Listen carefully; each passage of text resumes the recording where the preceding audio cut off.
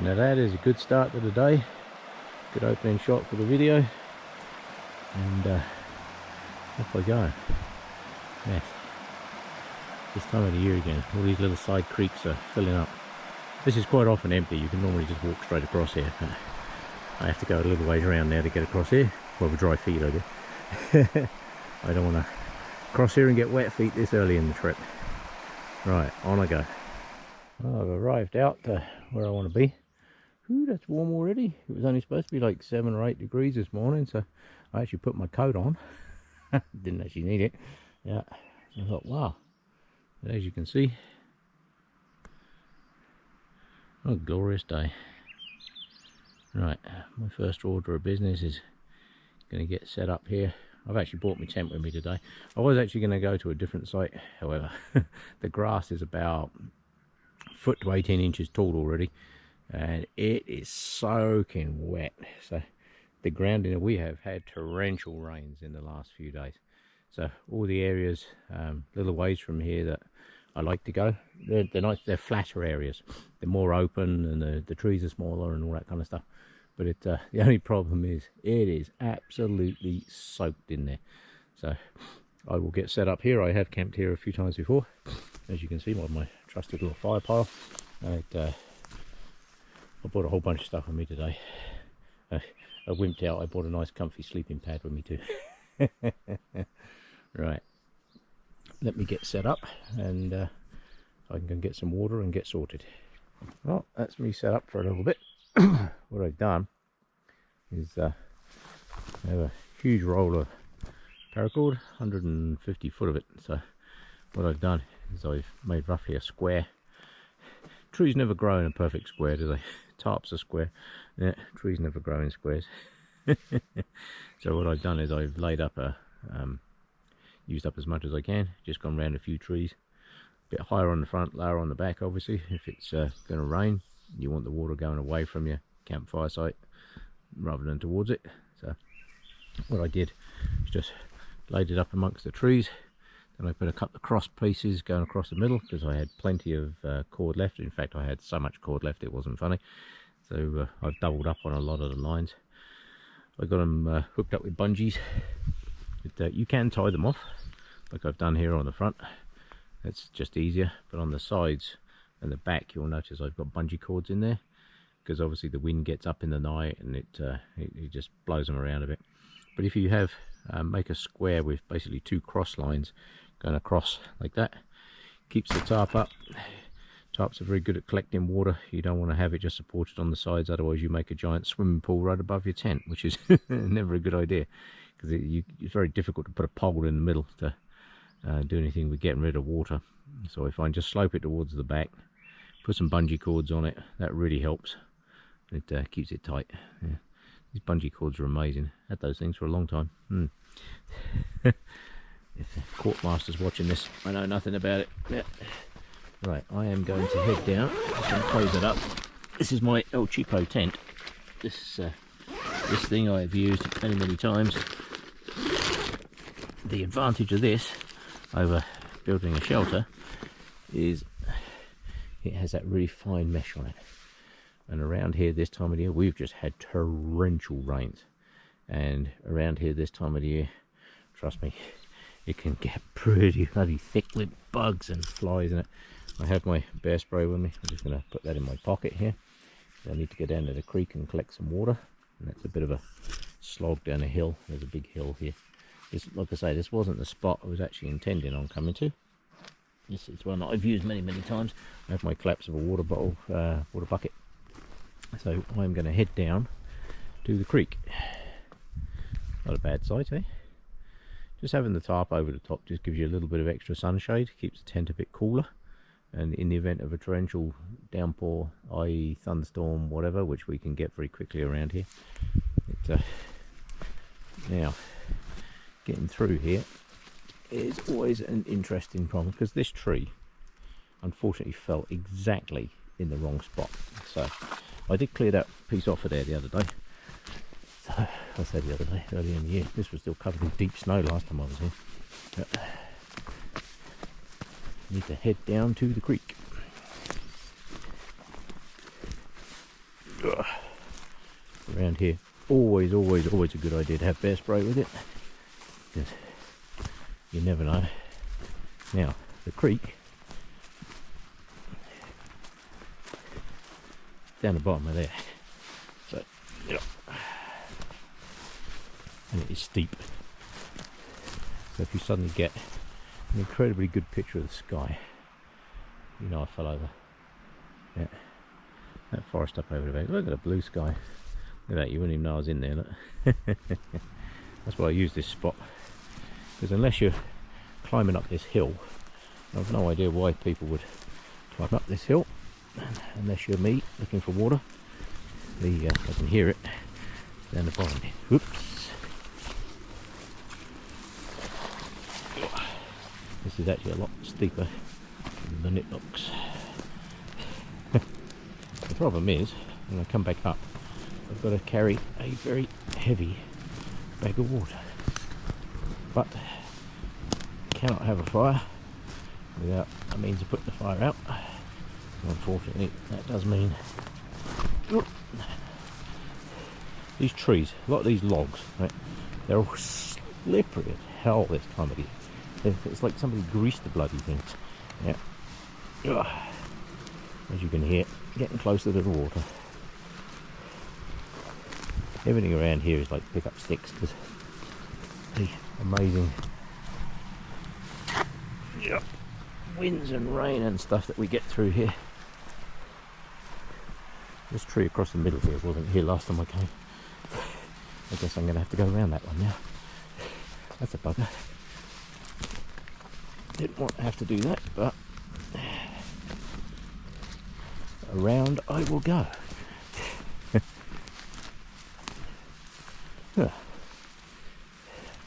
Thank you, trees. Look at it. Oh well. As you can see, the ground in here is very mossy, and the temptation is, first time I started coming out through here, just fell in a hole, was camp down closer to the creek. So I can tell you now, that is not wise, because this is incredibly wet, incredibly soft, and because it's so soft, I mean, look at this tree here, this one's leaning right over. Actually, it's leaning exactly where I need to go, so I will be very cautious here. There is a better access point just down here, because although this looks like the edge of the creek, you have to be very cautious. There's holes like that one there, full of water. Now, in the winter, I can just walk straight across here, straight up that bank there, and I'm out of here. This time of the year, not so much. So what I'm going to do is I'm going to put this camera away till I fill that with water and get back up the top, and then I'll do some more when I get back up there. One thing I do like about this area is a lot of tree cover. I know exactly where I'm camping. I mean, you can see the top from there. But if I didn't have that bright green top on the top, even looking at the tent from here, I'm looking straight at it, it's hard to spot. There's lots of tree cover all the way around me here. You don't tend to have too many people come wandering by. It's not exactly somewhere that you can just wander into. Bit of a out-by area to get to, which is why I come here. I must admit, I like it out here. This is a good spot.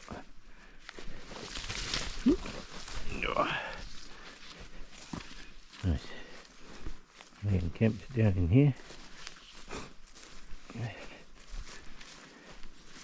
Yes. Oh, I'm stepping around all the little trees. I don't like stepping on the trees. Yeah. Right. Well, that's not too bad. Yeah. This tree could have done with being 4 inches or 4 foot this way, I guess. Yes. Next time, nature, can you just grow the tree over this way a bit? Yeah. Right. Makes for a very nice extra bit of cover though. Keeps the sun and the wind off. More importantly, the rain, if we get the rain later, which is very possible around here. Right. Fire bucket is full of water, so that's good. Not going to have a fire yet. We'll This was from when I was here last time. Let me move these rocks out to the side here. There we go.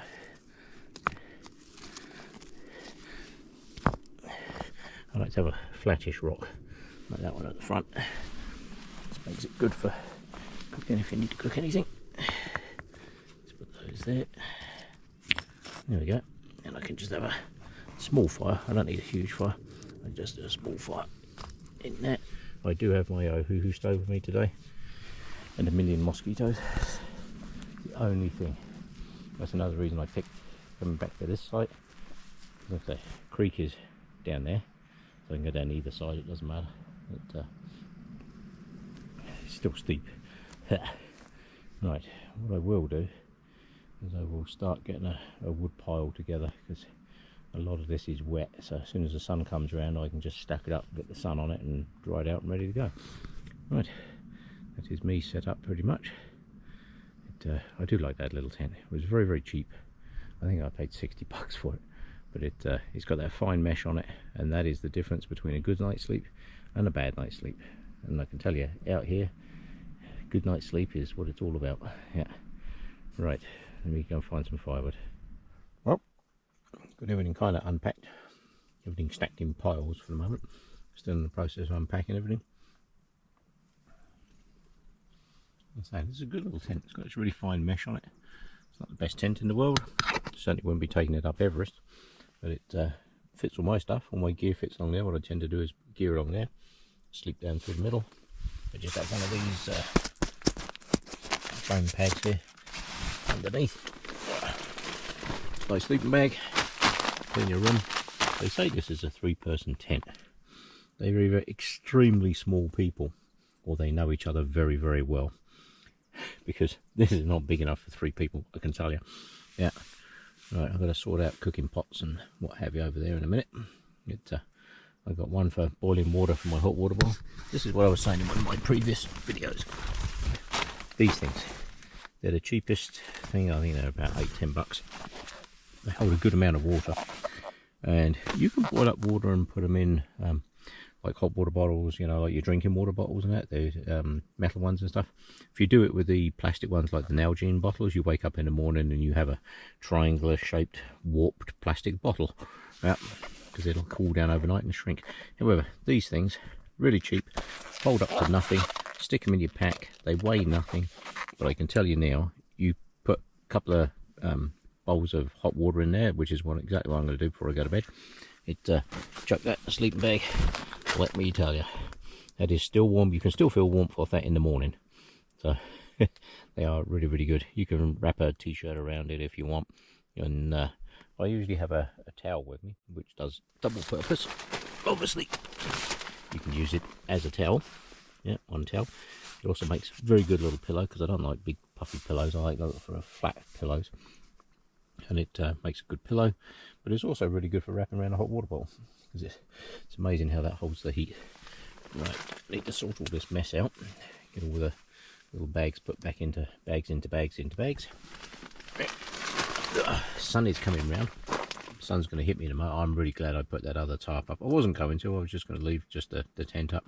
But this time of the year, this is June in Alberta. Trust me, it can go from this to torrential downpour, raindrops as big as baseballs. Well, seems like it, in about 3 seconds. So yeah, not a bad idea to make sure you've got an extra layer of waterproof above you. Helps keep the sun off too, because where this is located, I'm going to catch the sun. I catch the whole midday sun from about 10 o'clock to about 3 o'clock in the afternoon.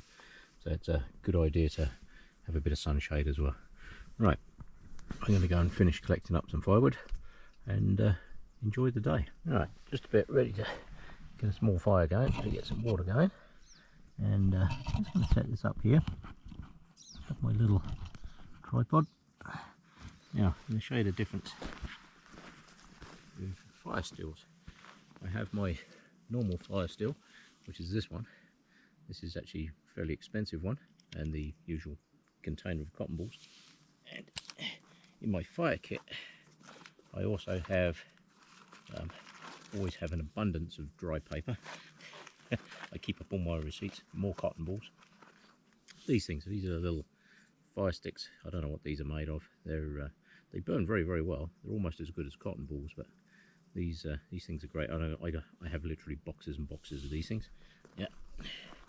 So what I also have with me today, I have expensive fire steel and I have cheap fire steel. This thing was like $5.99, glow in the dark, cheap as hell, really really cheap firelighter, scraper, but I have some tweaks, but it throws really good sparks. I have lots of these. I mean, you can buy very expensive ones. That one there is a pricey one. This one isn't, but you'll see that it chucks sparks just as well as an expensive one. So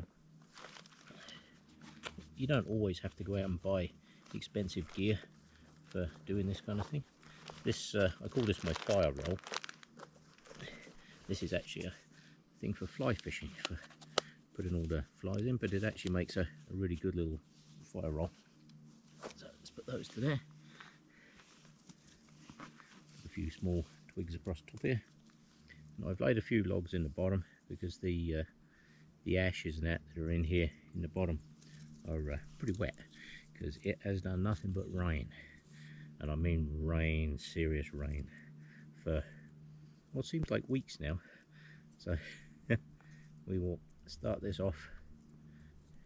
Always remember, fire likes chaos, so it doesn't really matter which way you put them on here, just crisscross them here and there, and away it goes. And hey presto, campfire, real easy.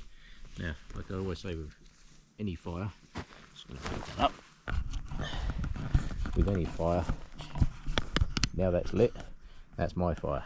That belongs to me, my responsibility. So whatever that fire does is down to me. So over here I have a bucket. It's one of those collapsible buckets which has about 15 litres of water in it at the moment, 10-15 litres I guess. I have more water with me in the tent. Always make sure you know how to put a fire out before you light one. And just now I got a whiff of fire smoke before I lit mine. I know they're doing some controlled burns up through this area, getting out brush piles, which is actually some distance from here, so I'm surprised I could smell it through here, but I have done that before. I was the other side, there's a mountain straight down through there. I was the other side of that mountain and I got a whiff of fire smoke and I thought, oh, and it was fresh fire smoke. You can always tell the difference between like burning green and dry smoke. It smells completely different. So I'm like, oh, need to get out. And by the time I come out, I actually found that the fires that they were burning, clearing out all the brush and what have you, was actually about 5, 6, 7 kilometers away from where I was. But when I spoke to the fire crews up there, I said I could actually smell this the other side of the mountain. So they were quite surprised. But smoke does travel a long way in the bush, and that's another thing. If you ever get lost or whatever, as long as you have the ability to light a fire. Lighting a fire does two things. It gives you heat, light, gives you a feeling of safety too if you're out in the middle of nowhere, because most wild animals don't like fire, and they don't like the smell of the smoke. They tend to avoid it as much as possible. But also, if anybody's looking for you, they can smell fire smoke. They know that there's somebody around that area. It may be 4 or 5 kilometers away, but that's better than being 50 kilometers away.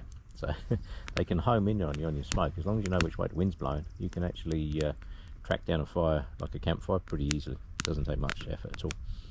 Right, I do have some cloud building over there. Like I say, this is June in Alberta, so you never know. So I always have everything set up ready to run.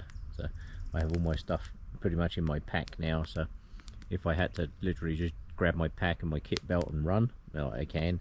If I had to leave this tent behind, oh well, it was $60. Bit nice knowing you. That's the other reason, is it's a cheap tent. I'm not too worried if I have to literally sprint out of this forest because there's flames coming. Yeah, trust me, you can always replace a tent, you can't replace people. Yeah. Right, so I need to re-secure that gear that I have down there. That's going back in the pack. This is getting underway, so I don't need to worry too much about that. And I am going to boil up some water, make myself a cup of tea, and I'm going to enjoy this day. Look at that. I'm not sure if you can hear the creek down the bottom, but it sounds absolutely amazing from here. Although it's at the bottom of a very steep hill. Yeah. Yeah, it's way down the bottom there. Right, let me just pay attention to this and get some water going. Well, it doesn't really get too much better than this. Fire's just trickling along. That's how you want a campfire. You don't want a great big roaring fire unless it's really cold and you need to keep warm. A good supply of firewood. A whole bunch of small bits over there. Feet up. Yeah. Sun's coming round. Yeah. The other advantage of this spot is it catches the sun nicely. So tends to keep it a little bit warmer. The forest I was heading to is it was way wetter at the moment, way wetter than I thought it was going to be. So that's fine. I'm going to be here for a day or two, maybe 3, not sure, and then we'll see how that goes. And I've got a whole bunch of other areas I want to go and explore this week too. So head down the Sheep River, I think. We'll go and have a look down there, see how that's going. One of the things I do with firewood, especially in areas that I come back to, is I'll stack firewood. Like if you take a piece of nice dry, that piece where I've just cut the end off that, stack them up, stand them up like that against the tree. There's some more pieces over there that I've stood up. Keeps them out of the snow, keeps them out of the wet, makes them drier. And if you look at this piece in here, this is a piece off one of the split pieces off of a tree, and I just stand them up against trees like that. There's some more pieces I've got in here. It keeps them dry, especially through winter. Just stand them up against a tree like that. It makes it easy to spot when you come back through. There's another one over there that I've stood up.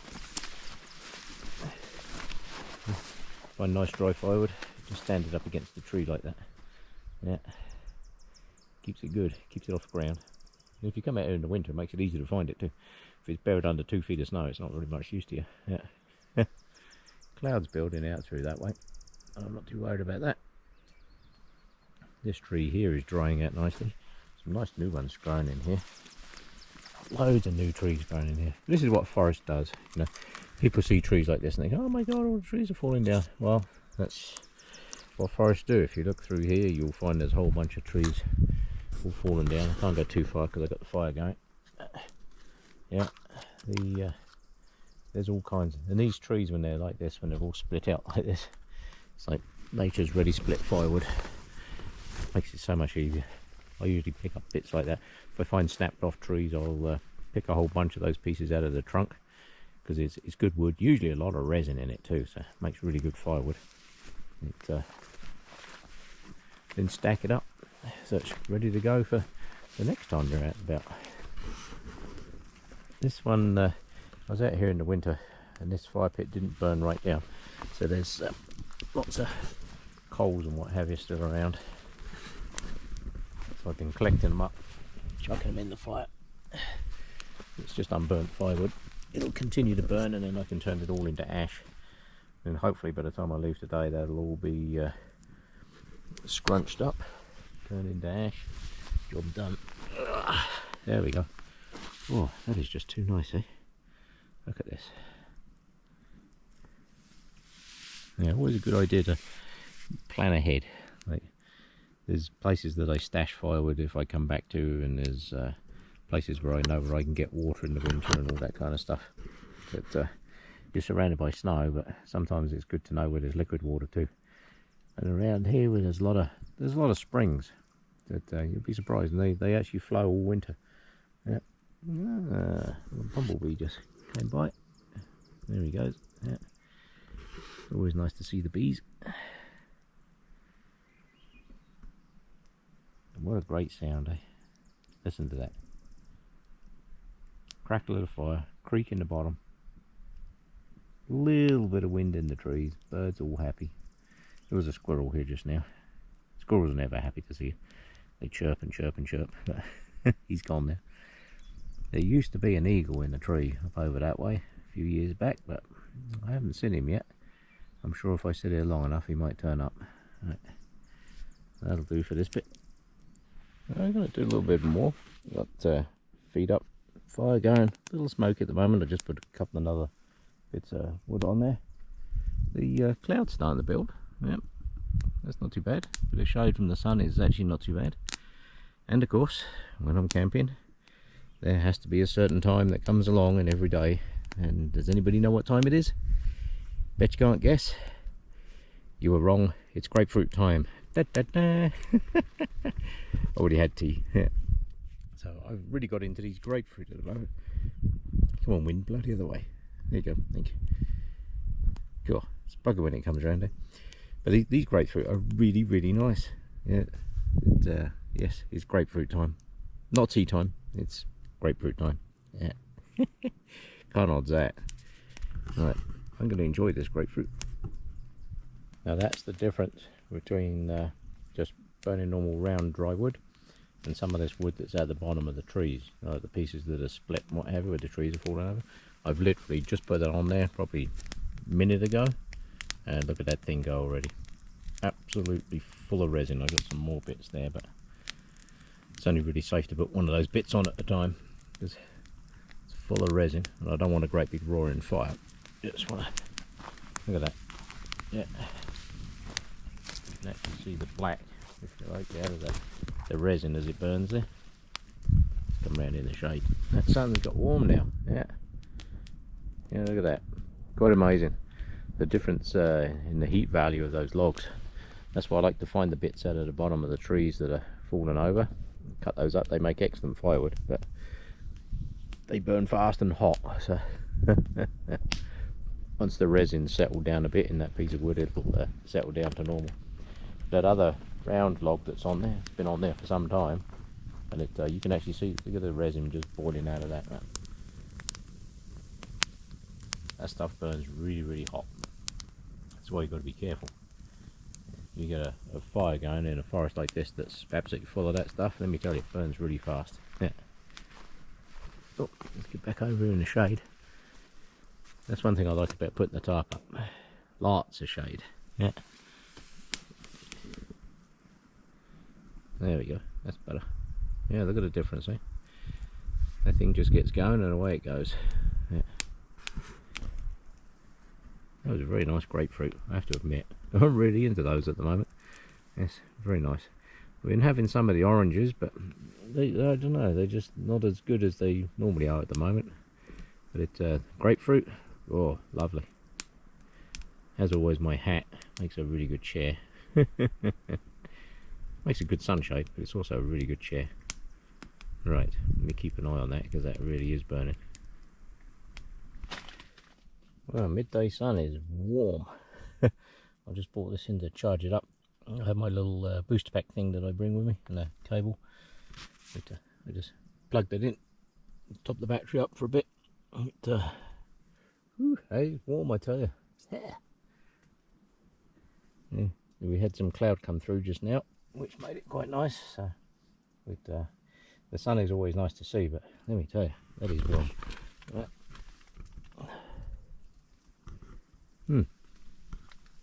Yes, going to hide in here for a bit. I'll let the fire die down right down. I'll stoke it up again later when I need to boil up some water. Now I have two pots. That one there is for cooking food, and the one in the red container, I do use that one for food, but however, today it's going to be used for boiling up water for the hot water bowl. Always try to keep those things separate. I mean, you can just boil the water and you can drink it, it's not a problem. But however, since I have fresh drinking water with me, I might as well use it. And just keep them in two separate pots, because washing them up is a pain in the rear end, especially here. But not a bad idea to keep them separate. Well, cloud is starting to build fast, as is typical this time of the year. You get blazing sunshine in the morning, you can get thunderstorms in the afternoon, and the thunderstorms can be pretty violent. So the plan is, I've let that fire die right down. So I've just put some small sticks on it. I'm going to resurrect the fire, cook up some rice here. My ever trusty spoon, love this spoon. Yeah, some really easy rice, smoky flavour rice and red beans. Yes, sounds very nice. The good thing about those These are the ones that go in the microwave. You can just tear the top off, chuck that in the microwave, hey presto, away you go. You know, like 60 seconds later you've got hot rice. However, if you're doing these, I'm saying just a very small amount of water. It says about 30 millilitres, but a very small amount, minus the twig that just fell in there. I don't think we need the twig. And then what I'm going to do is, once I finish that, I will wash that pot up, and I can boil some water in it, some of that water out of there, and then I can use that for my hot water bottle tonight. Because if this starts raining, it's I'm going to have to break out the hoo-hoo stove to heat up the water. So since I already have a fire going, I might as well use the heat off that to boil the water, make something to eat, boil the water, get the hot water bottle ready just in case, and because we've still got quite a bit of daylight left to go yet, probably about another 4 or 5 hours yet. So it, depending on how the weather goes, I might have to reheat the water out of the hot water bottle again, but that's real easy to do. That's why I like that hot water bottle. And I keep a separate pot for that, and then just chuck the water in it, heat it back up again, stick it back in the pot, in the hot water bottle, job done, away you go, toasty warm.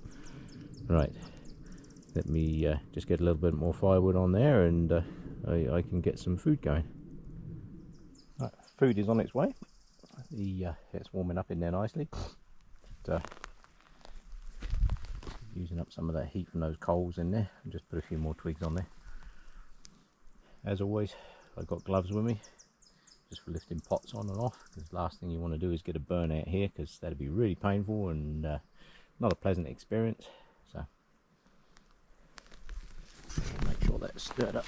Grab my spoon. There we go. Oh yeah, she's getting hot in there. That's good. See steam coming off there already. Must admit, it looks very nice. Yep, that's warming up. Let's put that coal under there. Let's get a bit more heat underneath. There we go. That's better.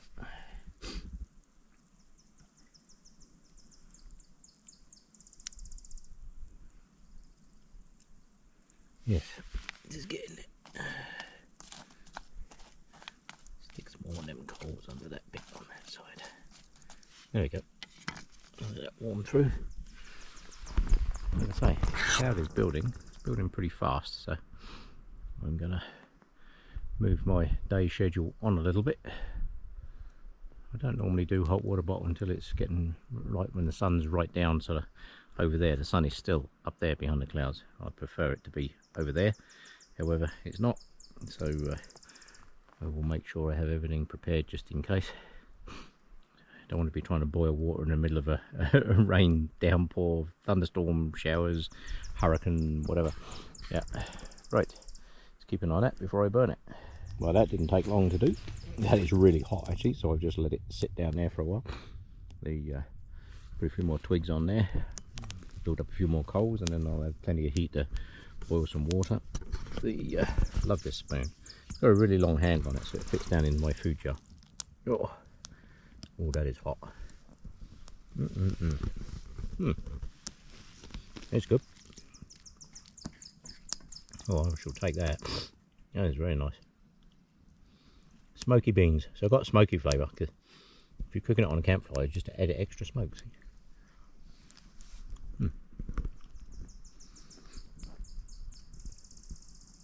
Oh, yes. Build up a few more coals in there. I've been letting it die down. Just trouble. People go out, they want a campfire, they want great big piles of flames all day long. And all that does is use a lot of wood. Hell of a lot of wood. So what I do is I get a fair base of coals in there.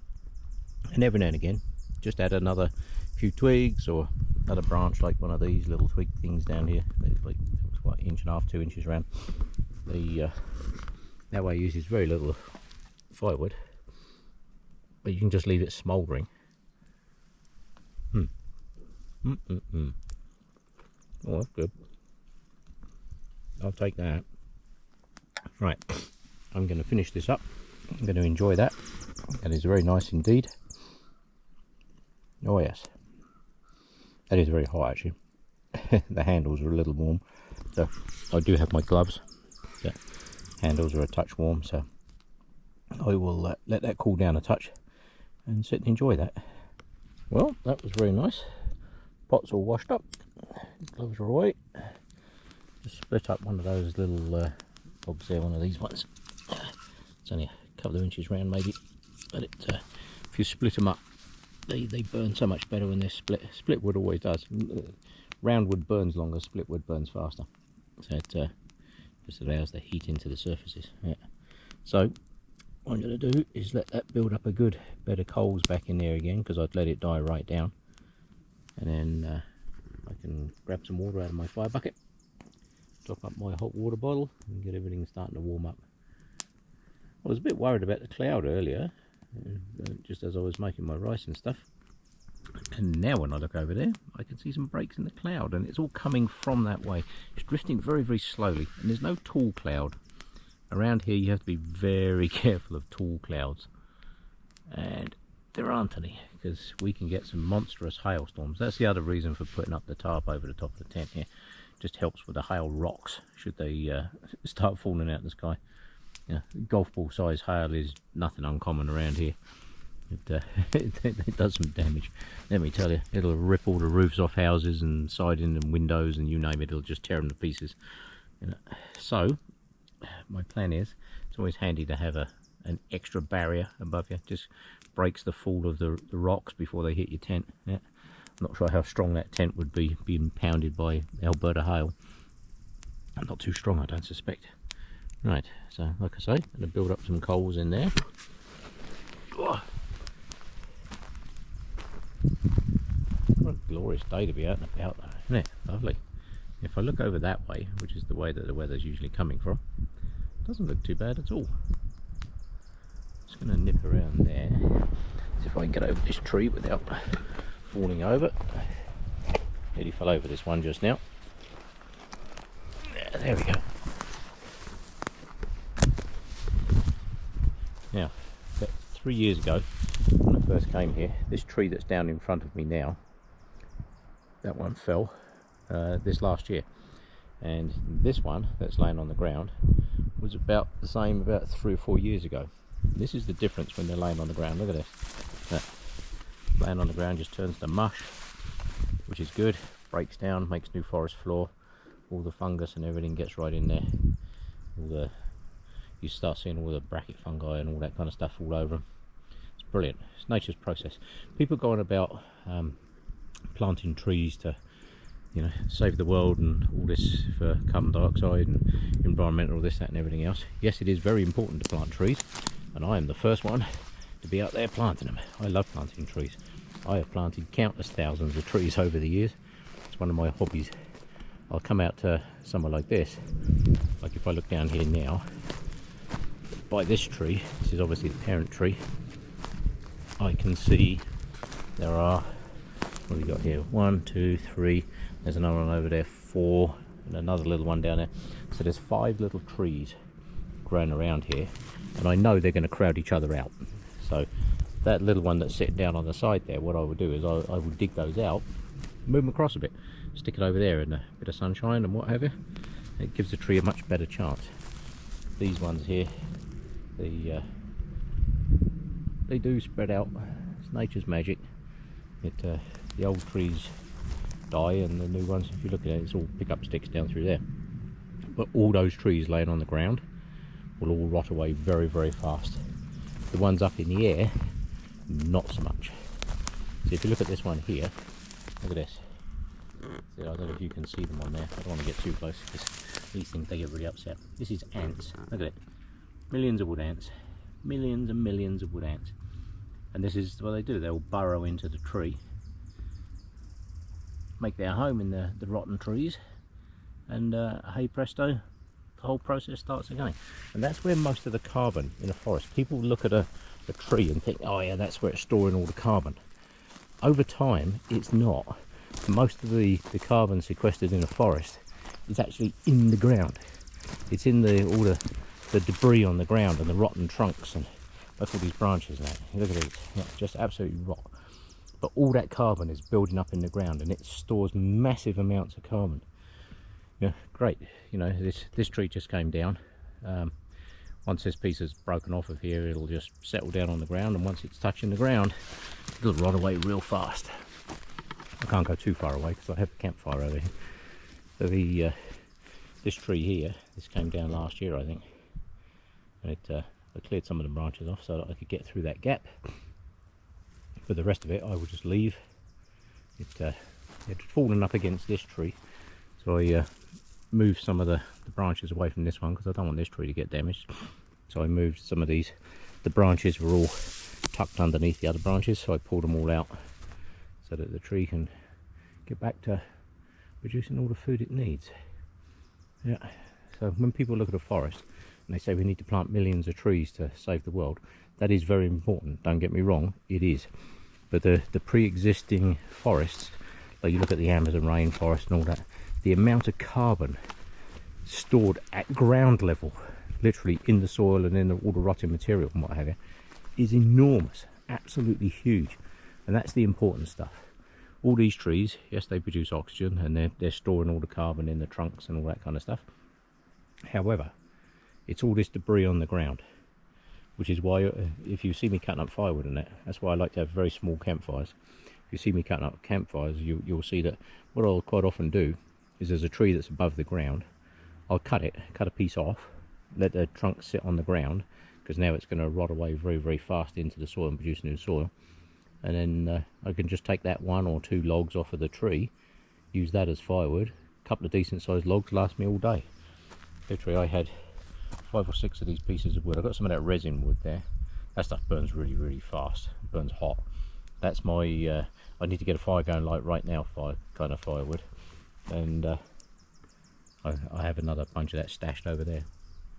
But it's planting trees, very, very important.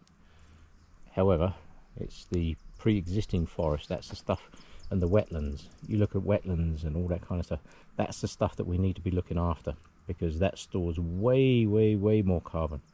You know, people drain all these big wetlands so that they can make more farmland and all this kind of stuff. Well, that's great, but you're actually making the problem worse, you know. So it's a good idea to leave those areas, all these untouched areas, leave them untouched. Stop building on them, stop draining them. Yeah, you'll find that it actually does much more good than just planting 1 million trees. Leaving 1 million trees in a well-established rainforest or boreal forest like around here, it makes much bigger difference, I can assure you.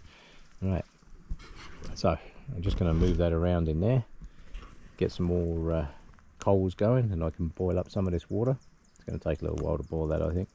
And then if I have my Oahu stove out, I know I can boil that pot of water, that one down there, in about 8 minutes. It will literally bring that to a full rolling boil, 8 minutes.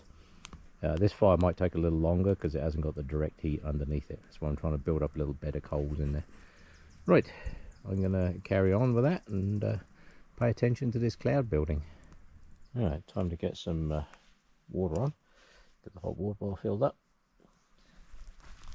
I don't want this fire too big before I go to bed, because I want it out pretty much before I go to sleep. It's got to be cold before I turn in, just in case the wind gets up in the night. Already a bit of steam starting to come off that water, so that's good. I can see bubbles starting to form in the bottom already, so won't take long to boil in that. Yeah.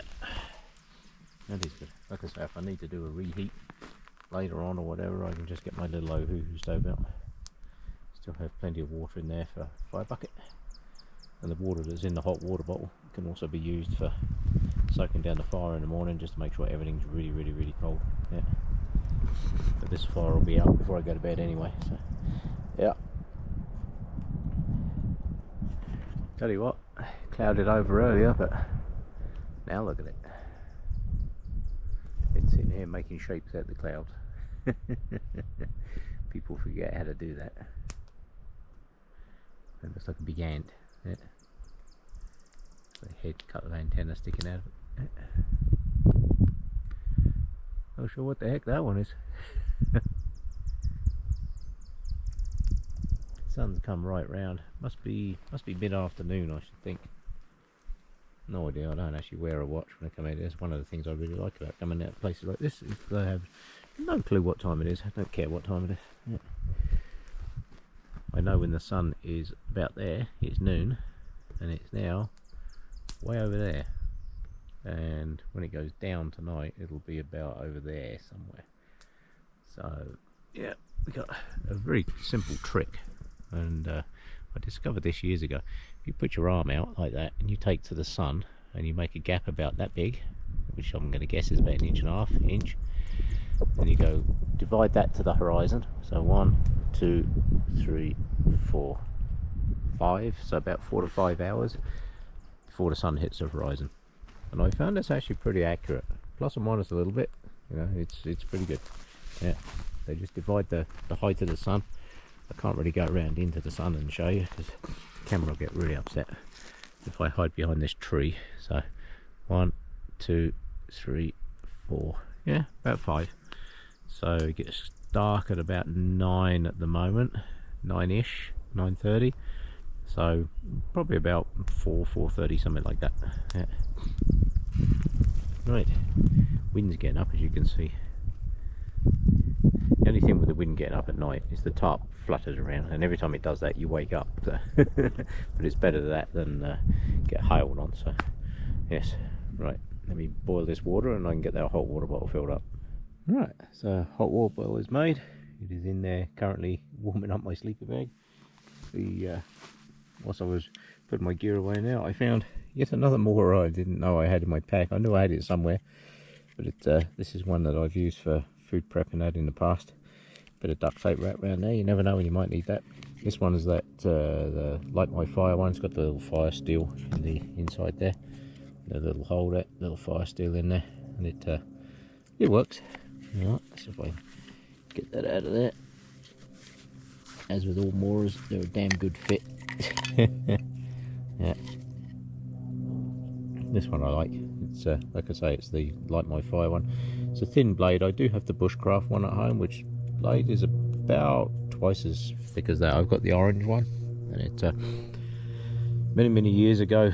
Yes, you know what it's like when you first start doing all this thing. You think everything's got to be like camouflaged and all that kind of stuff, and you're going to use camo tarps and all this kind of crap. Well, that's great if you don't want to be found. However, as you get older, you realise that putting up a bright green tarp like that, yes, it kind of blends in with the forest a bit, but if somebody was looking at for you from the air, that stands out like a spare what's it at a whore's wedding, I can tell you. You can see that from a very long distance away. So again, before coming out here today, I set up the GPS coordinates and left that with a couple of people I know. So should I not return, they know exactly where I am, literally to the dot. Yeah, and they fly over here, you'll be able to see a great big green square. Yeah, that's the whole idea. But the reason I like the bright blades and what have you now, and the handles, it's same as these. It's I like everything bright. Reason being is you drop it somewhere, you can still find it. I have to say, I picked a glorious day to come. It does not get much better than that. Look at that. Right, I've just moved that last log into the middle of the fire. I'm not going to put any more on. I want that to die down now. So I'm just going to let that smoulder away until it is literally next to nothing, and then I'm going to dump that bucket of water on it. Right, I'm going to sit here and enjoy the sound of the birds and the water in the creek. A little bit on fire safety here. Yeah, I like to include a little bit of that in the video if I can. Now, this piece of wood here, that flat piece that's burning, is the same flat piece of wood that I laid in there this morning when I lit this fire probably 6 hours ago. It is still good to burn. Yeah, I've just been rummaging around in the coals, turned that piece of wood over, and it was still clean wood on the other side. Hadn't burnt, been in there all that time. So it just shows you can have a fire, you look at it, and it's a big pile of embers and what have you, and it looks like it's out, but it's not. So always make sure you stir it up, because that's a prime example. That piece of wood that's burning in the bottom there now, that piece, that's been in there all that time. I guess protected by the rest of the ash and what have you, not much oxygen down in there. So I just raked it all around, turned it all up. This is what I like to do before I soak down a fire. Make sure it's all burnt up as much as possible. Soak it all down, and I will literally walk up and down it, so it's all crushed up into dust by the time I finish with it. Just shows you though, doesn't it, eh? Right, the sun is right round through the trees over there now, so that's nice. And haven't seen a single solitary person all day. I saw one little aeroplane, and that is about it. Good, eh? Well, it's sunrise o'clock. Sun is just peeking through the trees. Apologies for shaking. Good job this camera has image stabilization on it, because I'm shivering slightly. Last night was colder than anticipated. Forecast said 3 to 5 degrees, so it's probably not far off that, I guess. Yeah. Right. Sun is most definitely coming up. Whoa. Yeah. Fire, I think I can definitely say, is out. I soaked it down before last night. I'm not going to have a fire this morning. I'm going to have cold breakfast this morning. I have some energy bars and what have you, protein bars and things. I'm going to have those for breakfast. Just wanted to catch that sun coming up through the trees. Look at that. Nice.